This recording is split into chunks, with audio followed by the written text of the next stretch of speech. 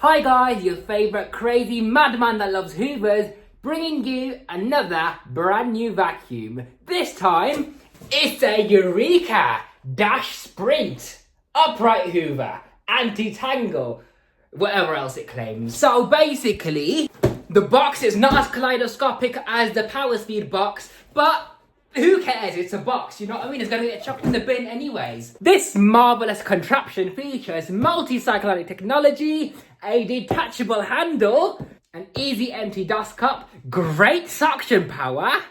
You can tell they added this part on later. Oh yeah, by the way, we got dual steering. A washable filter, tools on board, lovely. Oh my days guys, I'm not happy with this. 6-meter power cable. Well, that's not very good, is it? So let's unbox my hoover. You know what? I'm not going to do it this way. I'm going to do it the proper way because I'm professional, alright? I'm going to unbox this hoover with care because it's lovely. I'm excited about it. Right then, on the inside of this very dull, characterless box, we have a wand attachment in lovely yellow. We have the pipe. We have a cyclone and bin assembly. We have a user guide. The 3-in-1 combination tool. Oh, by the way, I forgot the model. It's a model UU610. Oh, nice. They wrapped it up with some foam to prevent scratching it. Oh, I saw the brush bar.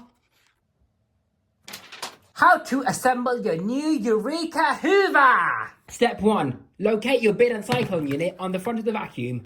It locks into place. Next, you grab this end of the hose and you locate it into the bin inlet, and then you turn it slightly clockwise and it locks into place. What you then do is you put it around this bracket to hold it in place, put the wand handle in the top of the machine, that locks into place, and now the rest of the pipe can go around this upper bracket. Oh, what is this rubbish, eh?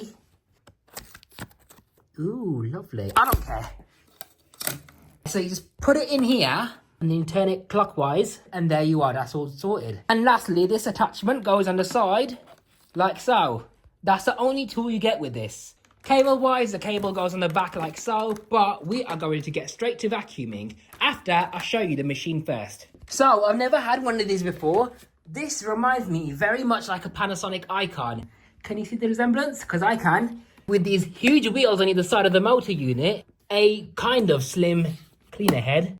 This machine's got 2 motors, one for the suction and one for the brush bar. And you've got this pedal on the side for brush control. I think these wheels are kind of rubberized.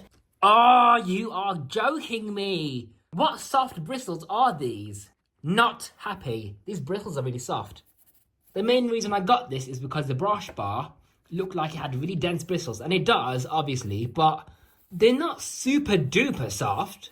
I mean, a Shark Stratos brush bar, the bristles on that makes this look aggressive. So it's not horrific. You know, the more density you have in the bristles, the more effective it's going to be. But what I do like is there appears to be nowhere for the airflow and suction to escape from the sides. So you're going to get the full suction going into the carpet for maximum performance. Oh, look, I see a PCB in there, or circuit board. Let's see what the inside of this looks like. Okay, I think that brush bar motor is bigger than a DC25 brush bar motor. So that's quite nice. You have got a removable brush bar. Well, it's great to see a removable brush bar at least, because some other vacuums do not have removable brush bars. It looks quite high-tech, doesn't it? With the clear plastic, the circuit board, the wiring, the motor, all of that. Give it a few turns to make sure it's turning freely. Sole plate back on. So let's see how far it reaches up the stairs. 1, 2, 3, 4, 5, 6, 7, 8, 9. 9 stairs with the wand attached. At this point, I can just about reach 8 stairs with just the hose cuff. Now let's see how it performs. What I don't like though is how the cable comes out the base of the vacuum, so you're more likely to go over it while vacuuming. But at least there's this cable clip right here, so you can use that. So here's a Eureka Dash Spring in action. Very quiet brush bar. You can barely hear it.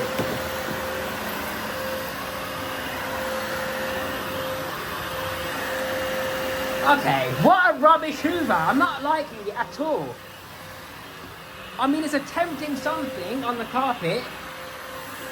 It's trying to do carpet lines.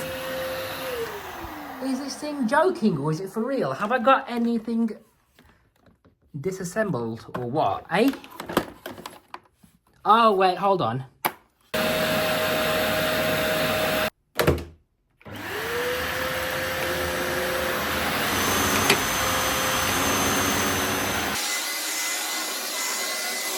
What a very extremely rubbish Hoover.